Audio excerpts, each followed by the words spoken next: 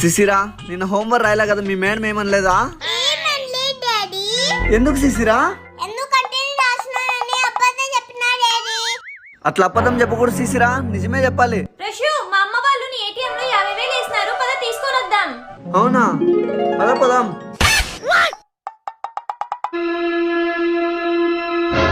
ఆ మెల్లో ఉన్న చైన్ది, ఆ చేతికున్న వాచ్ది, ఆ ఏలుకున్న ఉంగరంది తీసాను.